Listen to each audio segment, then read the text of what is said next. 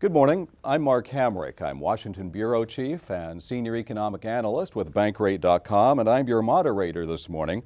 Welcome to this telecast from the National Press Club in the heart of Washington, D.C. We want to welcome all of you here in the room today, as well as those of you who are watching via whatever device it might be.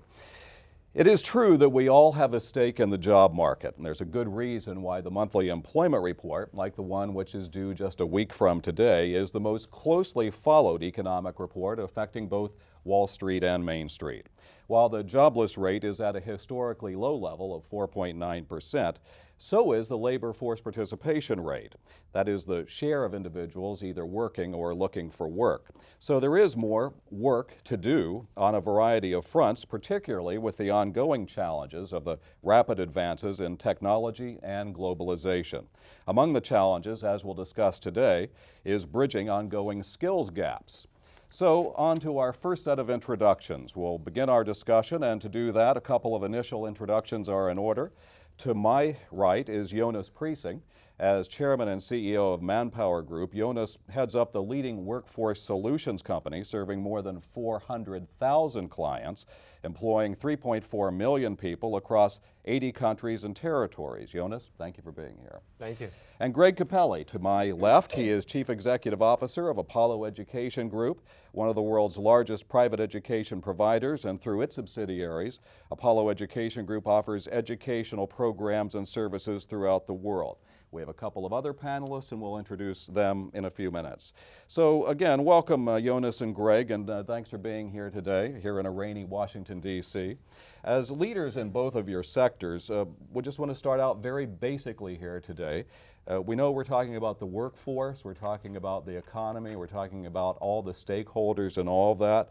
What are the trends that you're seeing, Jonas, that make this topic particularly relevant and critically important? Well, when we think about labor markets and have thought about labor markets for decades, we really think about labor markets primarily being impacted by economic cycles. So when the economy is good, unemployment goes down, and when the economy is not so good, unemployment goes up. And that used to be what moved, people in and out of work. But what we've started to observe across the US as well as globally is that the labor markets are starting to be impacted by structural changes. So big changes that are impacting across economic cycles and also across countries. So things like technology driving a need for higher skilled workforce, demographics, an aging workforce, so baby boomers retiring and new young people coming into the workforce. Companies behaving in different ways as they are grappling with an environment that is more uncertain, more volatile, affected by local events, but also other events, far away from where they may be based. And then last but not least, generational changes. So millennials and younger generations looking at work and looking at jobs for life in a very different way than prior generations. So all of those structural changes are now starting to impact labor markets. And that means they start to behave in different ways than what we're used to dealing with. And also, of course, putting a lot of strain onto educational institutions, onto organizations, and onto individuals, and really raising tensions in a number of areas. Greg, you're scene setter. What's going on out there? Well, I think my industry, the higher education industry, is having to transform itself to help deal with some of the things that Jonas is talking about, not only domestically but internationally. I mean, the statistics are just phenomenal. Over half of the jobs that we currently know of today are going to change dramatically over the next decade. Are we really prepared to deal with that? I'm passionate, we're passionate at Apollo about this notion that there are 5 million jobs literally that employers are looking to fill, and they can't do it in our economy and in our job market in the US. There's something wrong with that. And I think what I'm very passionate about is higher education needs to work more closely with employers, with companies like Manpower and others who employ millions and millions of people to make sure that we understand what their needs are, that we are, along with absolutely critical basic training and fundamentals that we have to provide students with, whether they're just in training programs or all the way up through master's degree programs, that they have a skill, also the skills necessary to get the jobs today and tomorrow, because those jobs are different You walk through an auto plant and see if you see anybody manually doing any labor. It's machines, it's computers, and their skill set for those jobs are completely different. We are seeing companies all over this country, all over the world, who have a problem and need to reskill their labor forces in order to compete in what is now a very global labor market pool. So if we don't do it here, it's going to happen, and we're seeing examples of this in different places around the world. So we're spending a lot of time at Apollo trying to figure out the best way we can collaborate with employers all over the world to close this skills gap. It will add trillions of dollars to GDP. Trillions. Trillions. And so, you know, the new normal in the U.S. has been basically a 2% GDP rate. If we were to solve this problem, you could get above that. There are many studies that are showing that if you close the skills gap, and there are a lot of components to doing it, so you're upskilling America, that you're going to be very significantly adding to the GDP of this country. And all you have to do, I've probably had the pleasure of meeting probably 25% of Fortune 500 executive teams, and their issues are clear.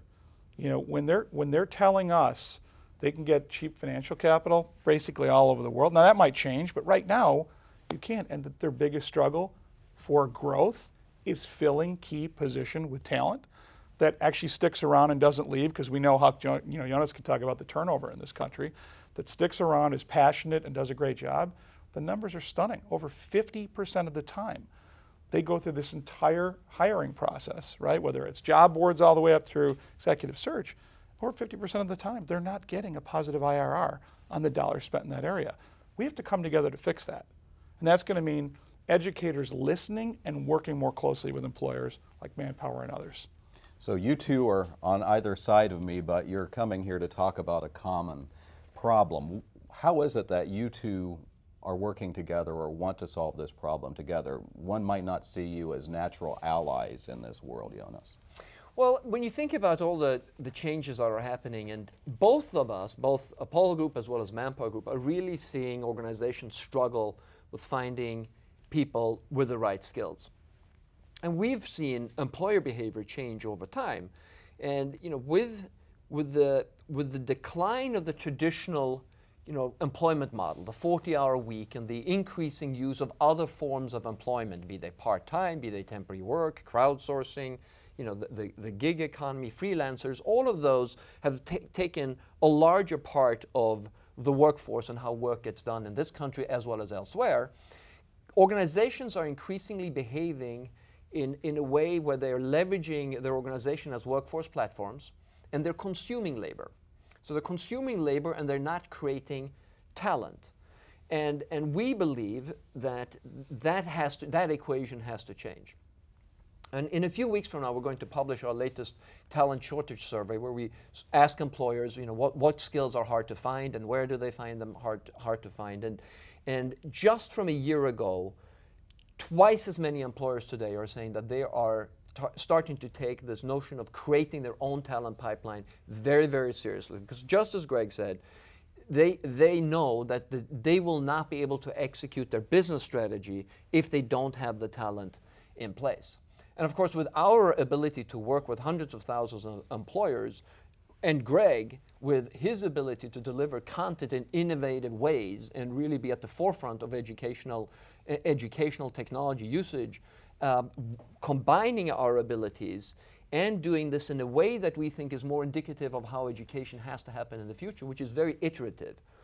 Because this notion that we finish 12 years of education or 15 years of education and that we're then graduate ready, many employers say, no, that's true, you are graduate ready, but you're not work ready. And we have jobs that require people to come in and be productive from day one. We believe that one of the ways of solving that is to make sure that the connection between employers and future employees is much closer also during school, and that you can really earn and learn in combination. And that way, you truly become work ready and able to participate more fully in the workforce when you've completed a part of your education. So Greg, you two have common goals. As I said, might not be immediately obvious to people why it is you want to work together on this, but why is it that you and Manpower both feel so strongly about this together? Well, Jonas is a great CEO, and I have learned a lot from working with Manpower over the years in different capacities. You've got, one of the largest staffing companies in the world that's global, and you've got one of the largest educators in the world that's global. I mean, we have 1 million graduates working somewhere in the economies. And now we're learning different methodologies, all over the world. And again, you think about Manpower and Apollo, I think the reason we came together was, Jonas is trying to be very competitive by putting talented, strong employees into companies, which it's their lifeline, it's their life, bread to grow and to continue to outperform their competitors. And he's realizing, as we do, that the competitive advantage you have is making sure you're doing a better job at that people are more prepared, that they have these skills to do the jobs. It is a huge cost to the economy to have to retrain in certain areas for skills that you should have when you're coming out of programs. Mm-hmm. We're learning things in different parts of the world, as I said. A big topic in this country, you can't go a single week and not hear about college debt, over $1 trillion. We're learning how to potentially solve that in places like Germany, different model. They have apprenticeships, right, that are more advanced than been doing for years. But think about this. Our students there are going to school for a week at a time. Then they're taking a week and they're working for an employer or company. And they're learning a skill. And then they go back to school for a week. They're alternating. And over a course of 2 to 3 years, they're coming out because the employer is paying for it with no debt. The employer is getting a direct influence on the student's outcome, right? Everybody and there's no taxpayer bills. So everybody wins in that situation. So together, we're trying to figure out ways that we can solve a huge problem in the U.S. at less of a cost to taxpayers and the government. So Jonas, when we talk about how quote unquote tight the job market is, some people will say, well, if workers are short in a region or a sector, all an employer needs to do is pay more. Mm-hmm. But what I'm hearing from you two is it's not as simple as that, because you need to have a qualified worker to hire, right? That's right. So you have a number of structural changes that have really upended the traditional supply and demand model. Because you're absolutely right, Mark. Just as what you described, the classical theory was that if there's a shortage of workers, if you increase wages, then more people will flock to that occupation, and you will balance the need. And we think that, first of all, the evolution of the skills and how quickly the skills needs are evolving. So we know that in 2030, 65% of the jobs that our Generation Z is going to be working on aren't even invented yet. So it's hard to keep up with that rapid change. But also, the transparency on wages, not only in the US, but globally, is complete. And with the help of technology, companies today aren't limited to their geographical region within a county or a state or a country. If wages are moving up too quickly, very, very soon, you are able to move work to other places geographically. So that acts as a dampening effect on wage inflation. And as you well know, wage inflation has been low over the return of this cycle, but not only in the US, everywhere. So both productivity and wages have not evolved the way we traditionally would have expected them to behave as labor markets are getting tighter. And we believe that this ability to get work done in different ways, companies really thinking of themselves as workforce platforms, is one of the reasons why there is a dampening effect on wages, because at a certain point in time, you will be compelled to stay competitive to get work done in a different way so that your consumers or your businesses are still buying your products and your services. Anything to add real quickly as we wrap this piece up? It's a great point, because let me give you a perfect example. You're going to go to where you can get the best labor to do the best job. In America, we should be concerned that we led many, many categories in education for many years. We came out of the late 1800s, and for decades, every decade, we were adding a full year of school to people's lives every decade, right? We get to the 50s, 60s, we're out educating the world, the GI Bill, everything plays into that. Fast forward to today, global labor markets. Let's just think America for a minute here. I have to think about the fact that in South Korea, 2/3 to 70% of their labor force over the age of 25 has a bachelor's degree. Now, we all know that not everybody has to have that level of education, and in fact, there are lots of opportunities to train people from welding on in this, in this country, and we've dropped the ball a little bit there too. But you have to be mindful that other emerging economies, right, are doing, they understand that the power to the labor markets is education and training. They got it. So now we have China, South Korea, India, different places that are scaling up. Got to think about that for job creators in this country, because it's actually going to move the needle, and we need to compete there. And it's going to take innovation from organizations like these two coming together and others that we're talking to today to actually move the needle enough so that we can improve GDP in this country. Which is something I think everybody would like to see happen. Well, let's broaden this out now a bit, and we are now joined by the three other members of our panel. We'll begin with those introductions. Dale Jones, who is President and CEO of Diversified Search, Rebecca Haley, Vice President of Human Resources for Genesis Healthcare, and Jerry Mason Hall, Chief Human Resource Officer for Sodexo. So Dale, we're going to start with you. You have a broad view across many Fortune 500 companies. We know how many companies are included in that group. From your unique perspective, what steps are you seeing leaders, managers taking to develop a so-called right-skilled workforce, not only now but anticipating their needs in the future? And is there sufficient momentum in that direction? Well, Mark, the major Fortune 500 companies have been grappling with the issue of the war for talent for many years. McKinsey published a study in 1997, almost 20 years ago, about the shortage of talent. But a lot of the data did not include the shortage of technology talent and talent around innovation. And so that's been exacerbated. So what's happening now is corporations are having to retool their own employees through internal training programs to bring them to a place where they can compete in the marketplace. And we've seen that happen in spades. We've also seen them join initiatives like STEM Connector, where you convene both business and educational leaders together to say, how do we get ahead and solve the problem of skilled labor in technology and creating innovative leaders in the marketplace. So many companies are doing it internally, and some of them are getting involved in other initiatives that bring them together with the educational community and the Fortune 500 community to dialogue and really work on strategies to say, we've got to get ahead of this before we realize that we don't have the talent we need to really produce the products or the services that are needed. So would you say there's a close to global observation that this needs to happen, or are there still some people who are late to the party to understand that they need to be more aggressive about training? I think most leaders realize that this is a heightened issue and we're at a crisis point around the need to upscale and rescale talent in a major way. And when you've got a certain preponderance of talent in one part of the country and you've got thousands of companies in other parts of the country, folks are saying, how do I get that talent here? And we're feeling the pinch of global countries outside the U.S. looking for talent here. They're sourcing talent here when we need it as well. And so I think most CEOs are really focused on the need to upscale and rescale. And the question is, who gets there faster in order to win on the talent war? Briefly, are there some sectors doing a better job than others?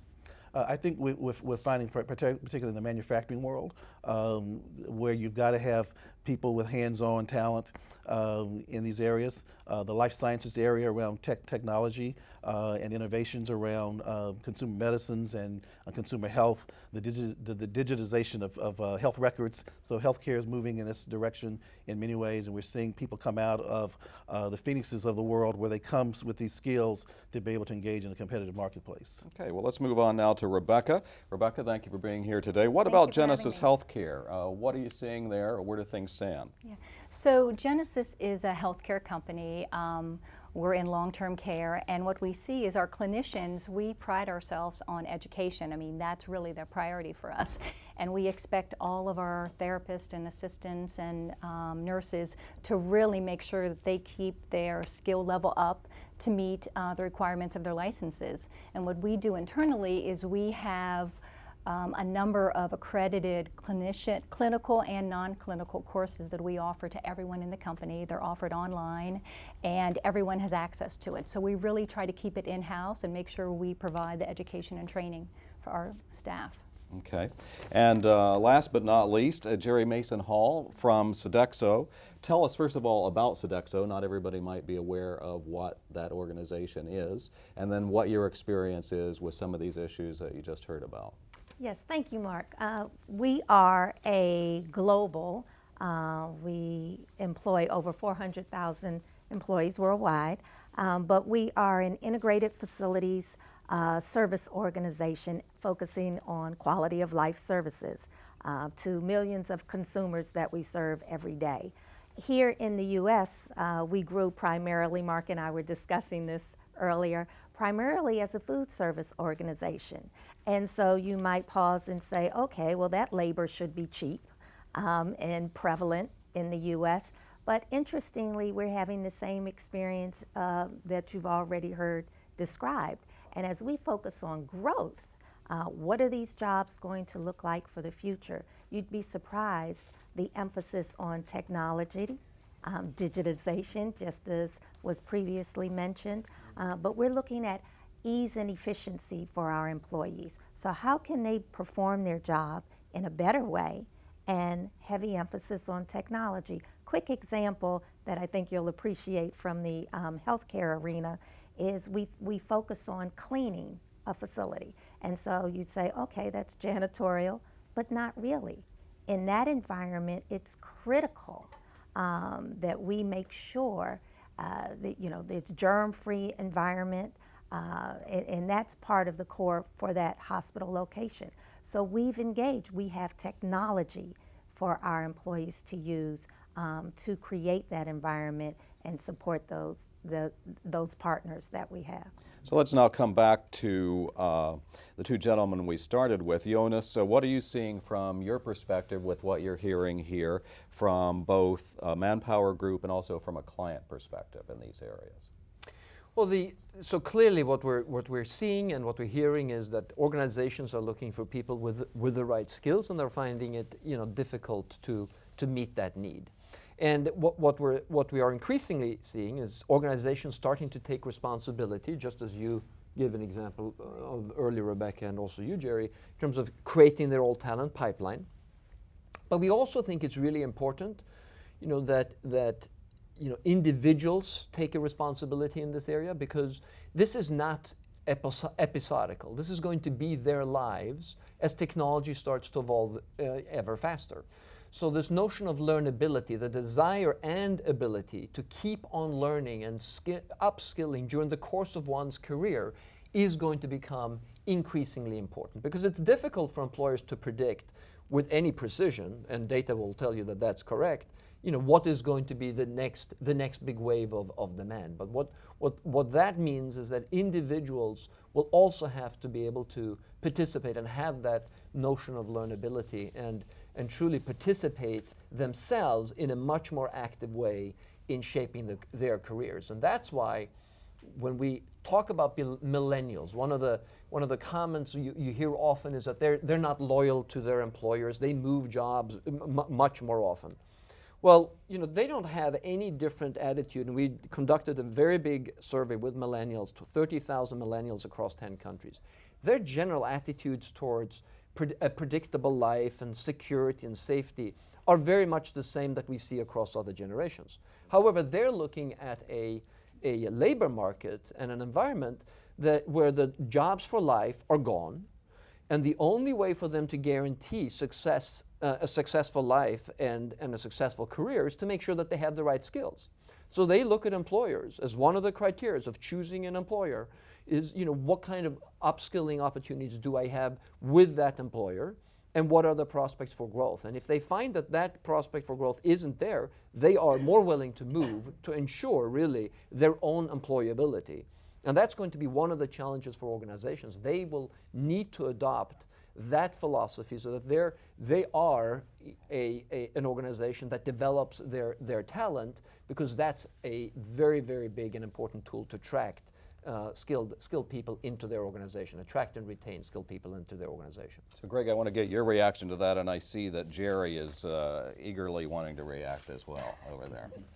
Well, I'll just point out, I mean, Jonas, in the staffing business, whether temp, perm, different levels, It's a competitive business just like ours. If I'm a really smart, talented future employee, am I going to go try to join an organization like Manpower, who is literally going to invest into an education for me if I follow the right path and do the right things and I'm a loyal employee and it's not going to cost me anything? Or am I going to jump to some other situation who hasn't communicated to me clearly how they're going to make an investment in my life and my future? We're listening to those things and we're hearing them. Our challenge is to make sure that we react to the needs very quickly of what they're telling us that they need, and we can train those skills. I'll just point one other point to make about this global economy that we're in. STEM is probably the most used term you hear in education today. Everything's about STEM, STEM, STEM. And I mean, these emerging economies will produce 16 million STEM grads annually. That's 5 times more than we will in developed countries. It's not that hard to figure out why that's happening, right? That is the fuel that is going to be used to generate growth country by country. And all you have to do is look at the countries that are doing that well and look at their growth rates. Other outside factors are going to weigh into the global economies, right, the system, but this is a big one. And I think it's very telling what's happening. Yeah, so Mark, you're absolutely right. I was smiling as Jonas spoke because not only do we know this information from studies, but internal within Sodexo, we regularly measure our engagement, and that is a huge component. Are we creating a learning environment? Are we supporting the growth? And in Sodexo, part of our culture is that the individual owns their career. We're there to support and facilitate, but you own it. And part of that is offering, using partners, because we can't do it all alone. We don't do everything internally, but partners, and including organizations like STEM Connector. Dale mentioned the variety of organizations we tap into to help guide us. But absolutely, all of our generations, but especially the millennials, are looking, where are you helping me to continue to grow? And I will stay engaged and committed to the organization. Yeah, I like to tell young people or even people who are mid-career is you need to own your brand, and part of that is taking command of your own career.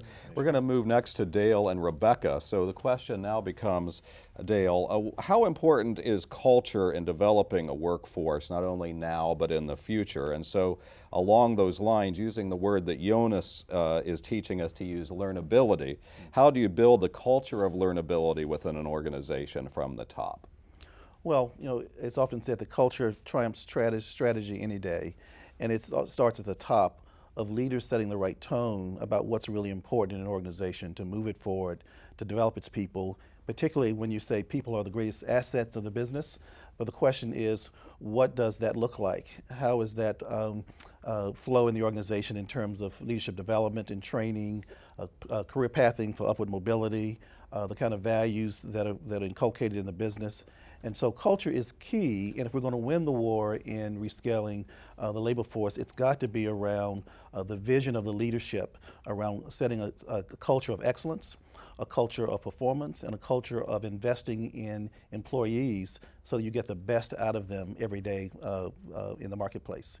The studies show that 70% of the fastest growing occupations today are going to require math and science. 70%. That's a clarion call for organizations to develop a culture that now begins to say, how do we develop the people internally and hire the people and invest in organizations that will be producing people who have the math and science requirements that are needed.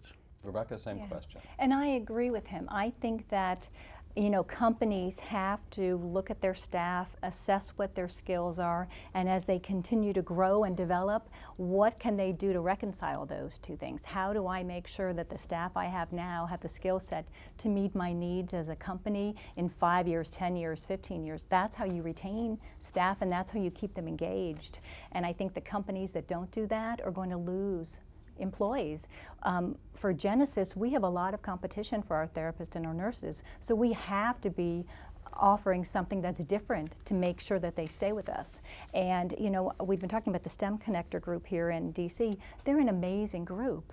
And for us, we're a company of women. You know, our therapists, our nurses are primarily women. So to connect and form a partnership with the STEM Connector group is great for us, because it gives us a chance to introduce young women to STEM careers, but also introduce them to Genesis. And what our hope is right now they might not be in the talent pipeline, but in 5 years or 10 years when they're graduating and they're looking for a job, I'm hoping they're going to look at Genesis.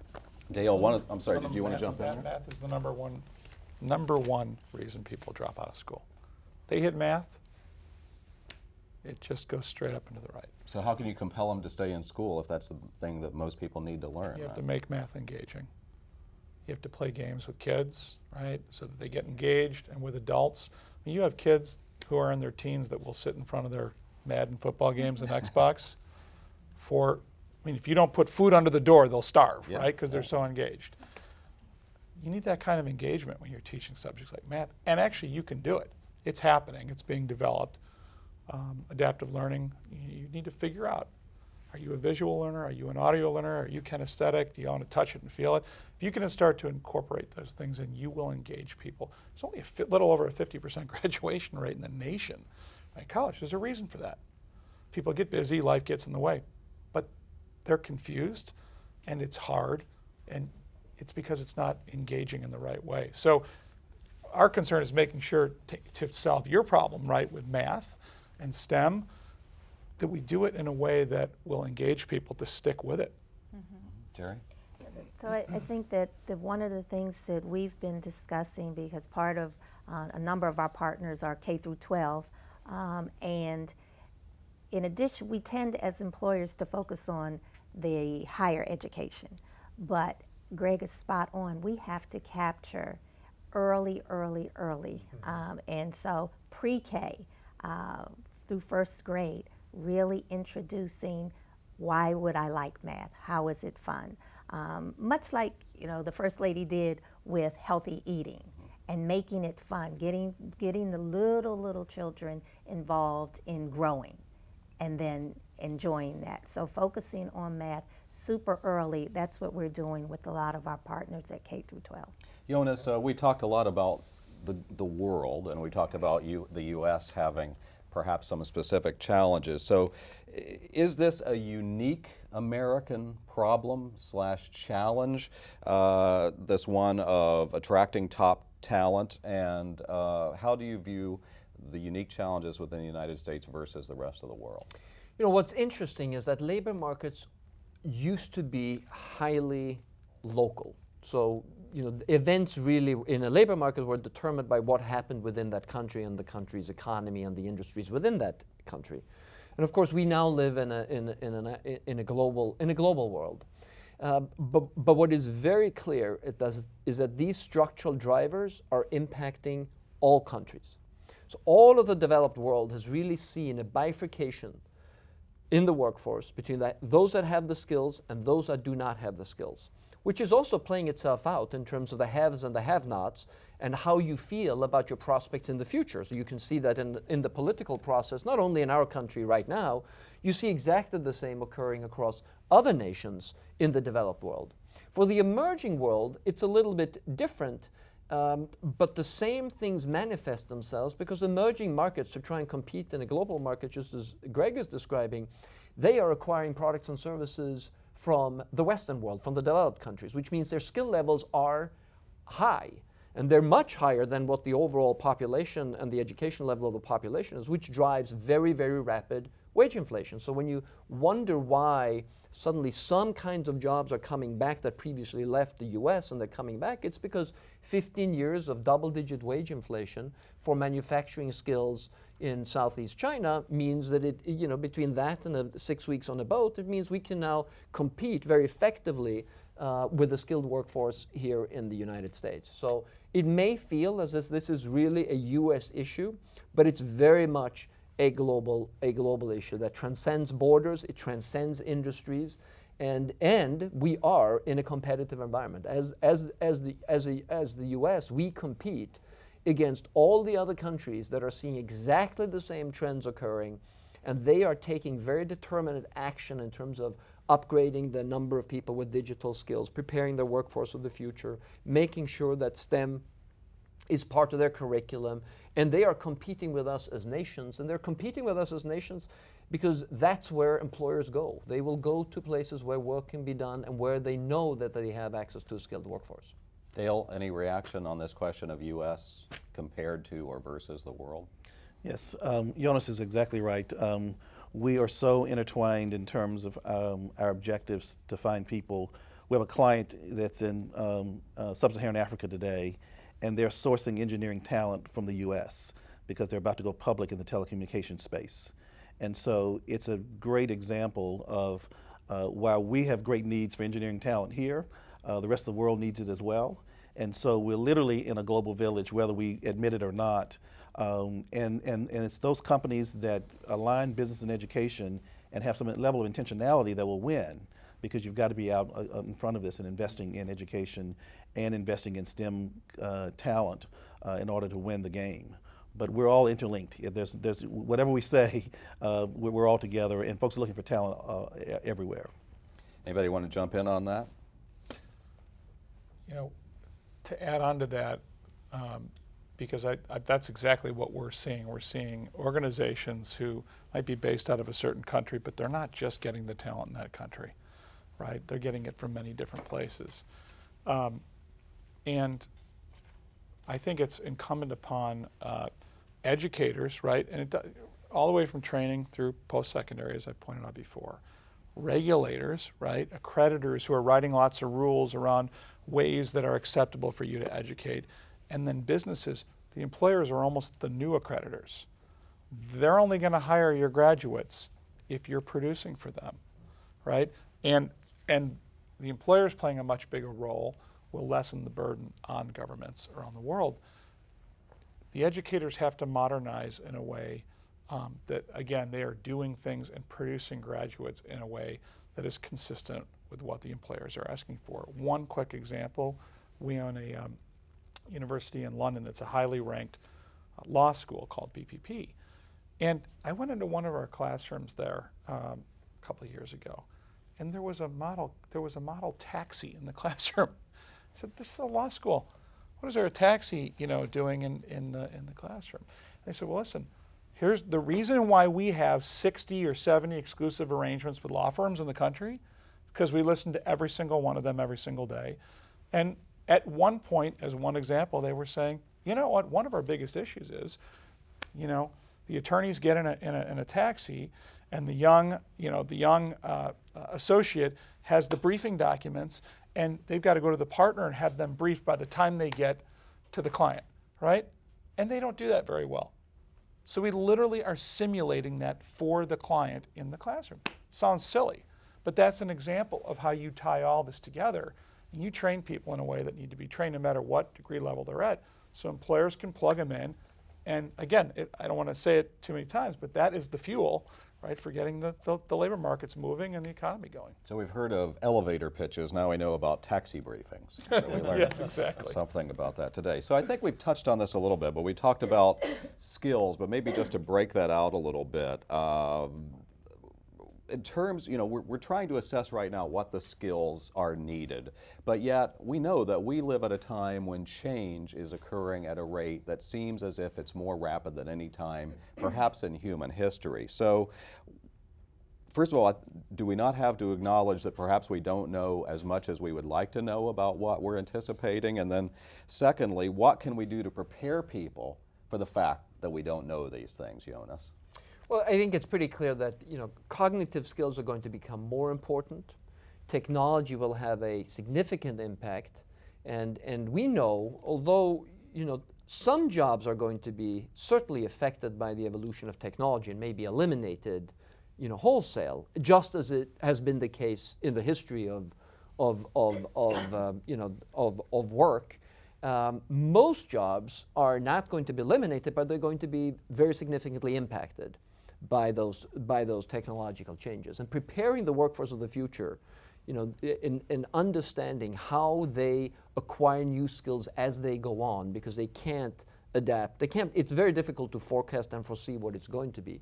Is going to be critical. And our view, and this is exactly what we're doing together with Apollo Group and Western International Universities, we have a program called MyPath, which is really, asking people to participate and give them the opportunity to get a free education while working. So this iterative notion, and I know there are many organizations and increasingly data is showing that the closer you connect young people early on, just as Jerry said, early on, as early as possible with working life while they're going to school, the more likely it is that they're going to be employed. So 4 touches with somebody going through K through 12 means that they're 5 times more likely to be employed when they come out into working life. What does that mean, 4 touches? So 4 touches, a intervention or an ability to participate in real work, going to, through an apprenticeship program, an internship program, or participating in a project. Any way that you can get young people to participate already early on in working life and give them, and distill into them already a desire to learn more. Maybe this gives them a good idea what they're suited for, but also very much what they're not really interested in. Really, really helps ensure that they choose educational paths that are more appropriate for their skills and interests, but also teaches them that this notion of learning new skills, their ability and their desire to do that, needs to be fostered at an early age, because that's the only way we're going to be able to keep moving and upskilling our workforce as we go forward. Mm-hmm. So we've talked about the growing number of options of education that are available to people, many of those online, but even with the changes in technology, we're still seeing some division or polarization of opportunity that's based on economic well-being or social background. So the question ultimately, which probably gets to another question, which is who pays. Well, what can be done to make sure that everybody has the opportunity to build these skills that either we know right now are needed or we're trying to anticipate are needed now and in the future? Greg. But that's why our founder, 45 years ago, built Apollo. I mean, you couldn't go to night school. You couldn't, if you weren't going to traditional school in the 60s and 70s, you weren't going to school. You were going to go during the day. If you had a job, too bad. If you had kids, too bad. And the only reason I bring that up is think of the economic output that's wasted. 2/3 of most college students are women today. Knowledge is power, right? If we went into the inner cities and we took all that brain power, I'm from Chicago where all these murders are happening, and this, don't want to get into politics here at all, but if you could educate, right, and transform, it is unbelievable amounts. It's like energy and power found in this nation where we could start out competing others again. So I look at it as everybody, on this stage has said, the industry is changing rapidly, business is changing rapidly. It is definitely global.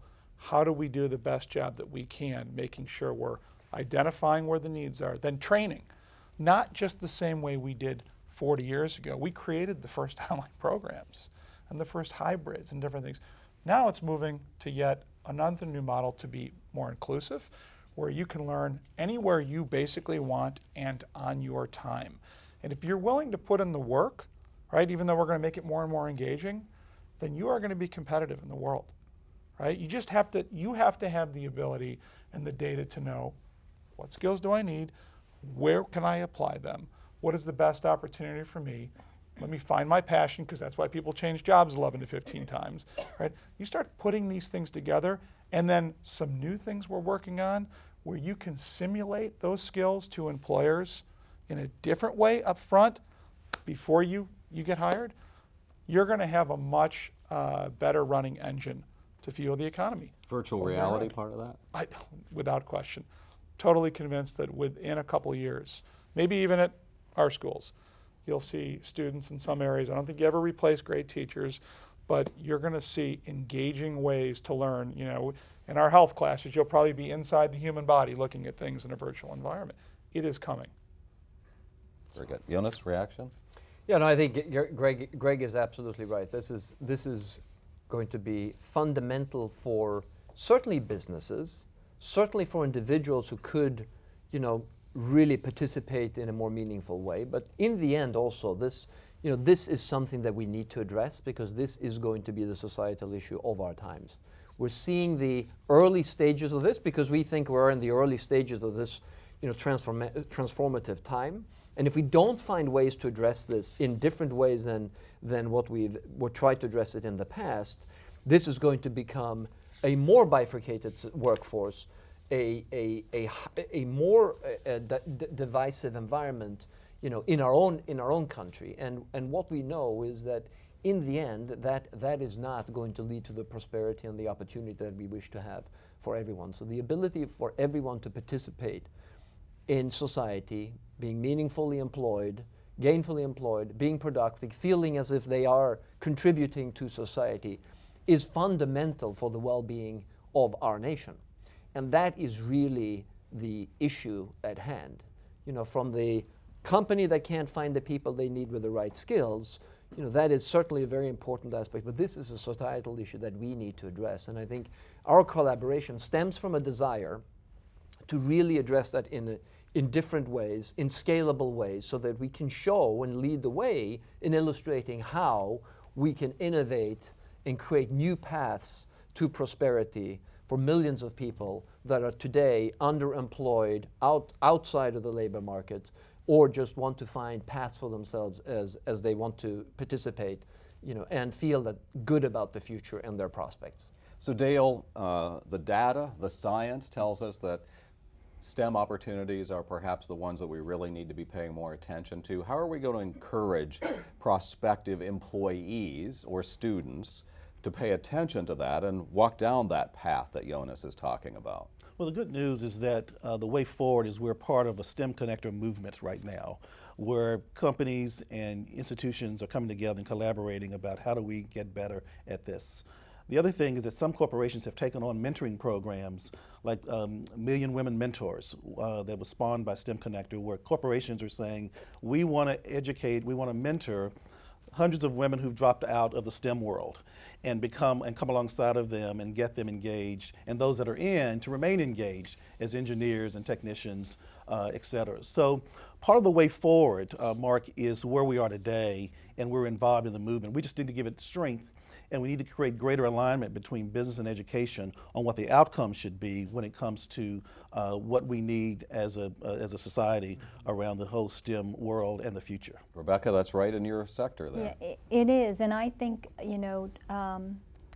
to earlier points made this morning, I think that we need to find a way to start much earlier with children. I don't think we can wait until they're in college or in high school to really have those conversations. I think the earlier we can start introducing them, and I even see with my children who are in elementary school, they have STEM programs after school. So to your point, Greg, about making it fun and active, they have after school programs that are introducing them to STEM careers in a fun, active way, so they don't think that they're doing math. Right. They don't think they're doing science, but it's a way to introduce them. And to your point about the 4 touches, that's one of the first touches. So hopefully by the time they get in middle school or high school and they're thinking of careers, they can move into those sectors and those type of industries. So we want to look into the future a little bit. Jonas, I'm told by 2025, it may be the fact that, and this seems like a lot of challenges, particularly for those of us that are getting older,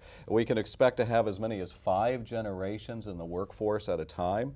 As all these demographics shift, that's going to be a burden also for employers, right? So how will they need to respond and adapt to that to accommodate, the further iterations of baby boomers, millennials, and on down the line? It does pose a significant organizational challenge, because organizations tended to be, tended to think of themselves as a place where you come and you do the work and then you leave, the cohesiveness culturally within that cohort was high.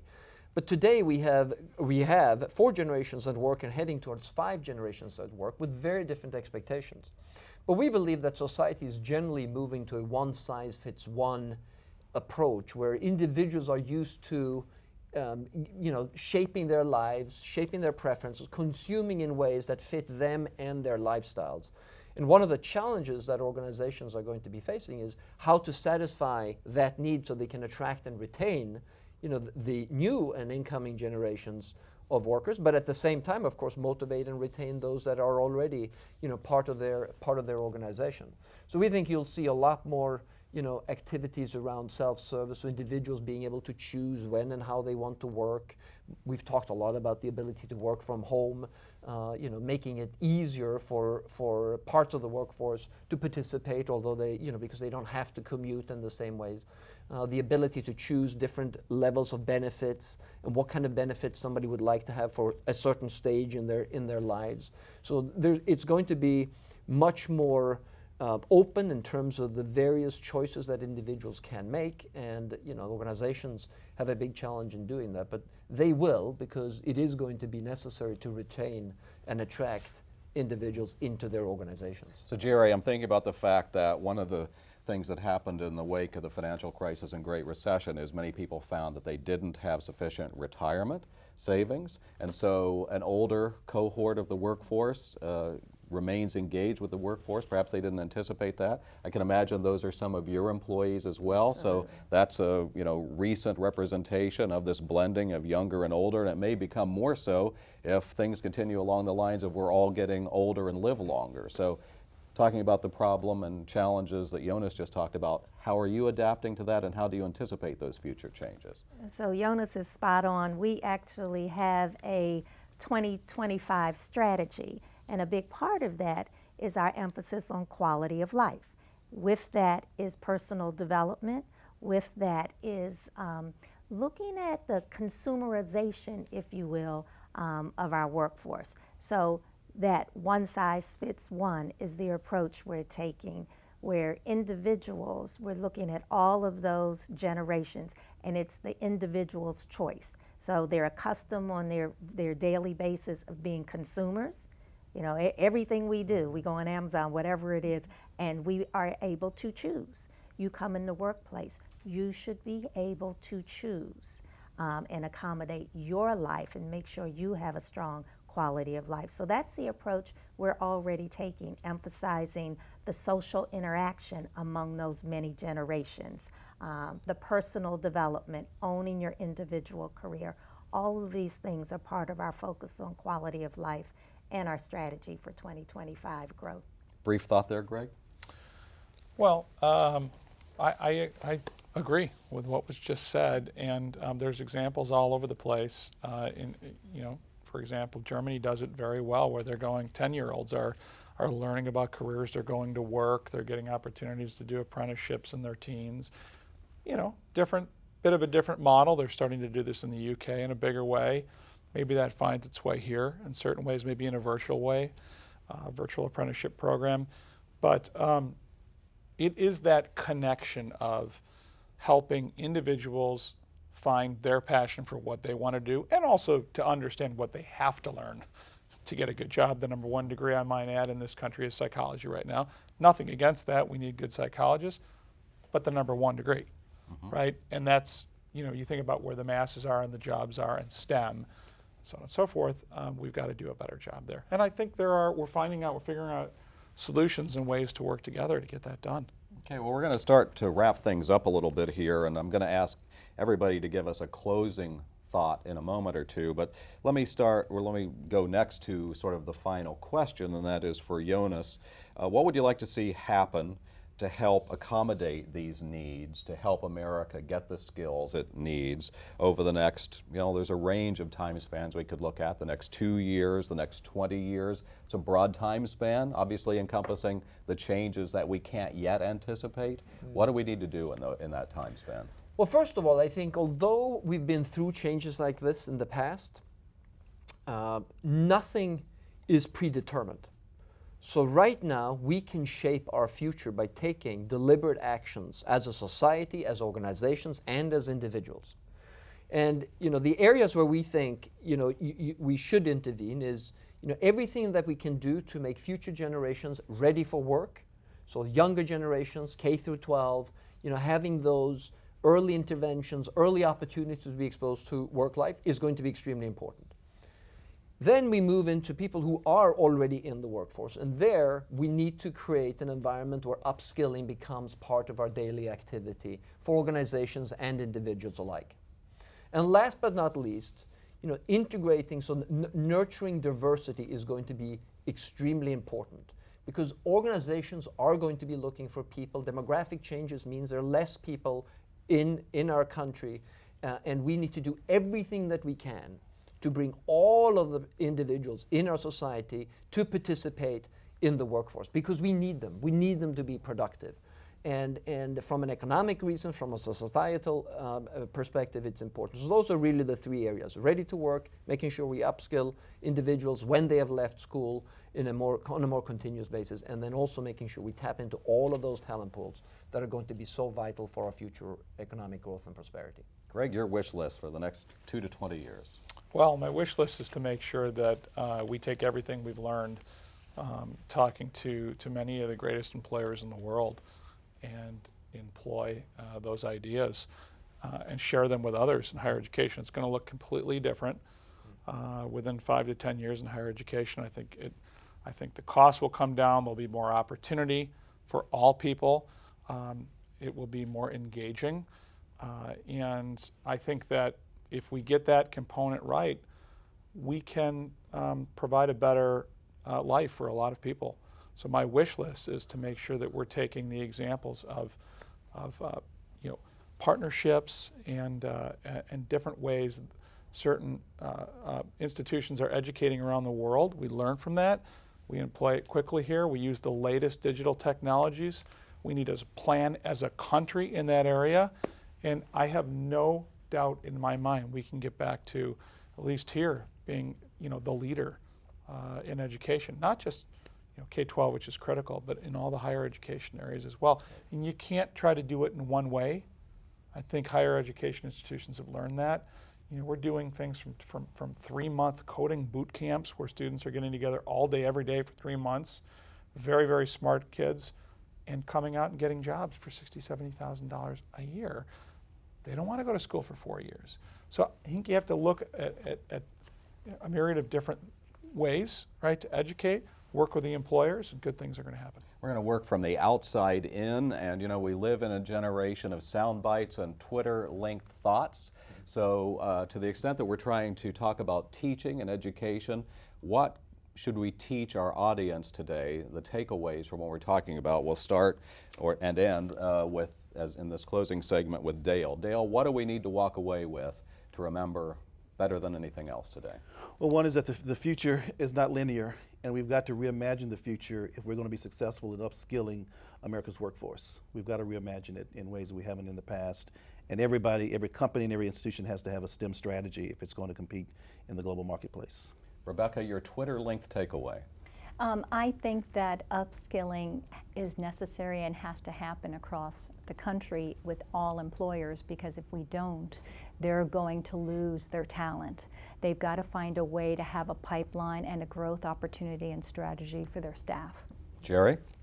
This conversation is about keeping America great, and it does not rest on any one of these entities. So it's not employers alone, it's not the search firms, it's not the educators, it's not the K through 12 teachers. Together we have to work at this, and it's top opportunities like today to come together and really look at this challenge. So again, I think we have to focus on integration partners like STEM Connector, emphasis on Million Women Mentors and the like, all of us together facing this challenge, and again, keeping America great. Greg Cappelli. I think that we need to continue to innovate and work together with the organizations who are the employers and who are driving new advances in innovation and technology.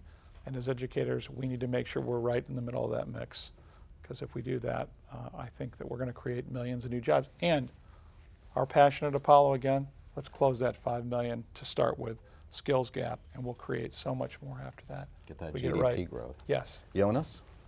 Getting everybody to participate in an active and meaningful work life is really not only necessary for organizational health, but also for societal health.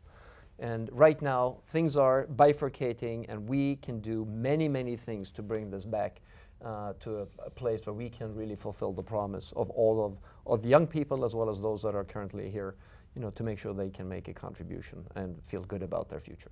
A lot of work to do, a lot of food for thought. I want to thank our guests, and I'll mention them and recap their names for our audience again, beginning with Dale Jones, President and CEO of Diversified Search, Rebecca Haley, Vice President of Human Resources for Genesis Healthcare, Jerry Mason Hall, the Chief Human Resource Officer for Sodexo, and to my left, Greg Cappelli, CEO of Apollo Education Group, and last but not least, Jonas Prising, Chairman and CEO of ManpowerGroup. Thank you, all of you, for being here today, as well as those of you here in the room and those of you that joined us online. I'm Mark Hamrick with Bankrate.com. Thank you for joining us today.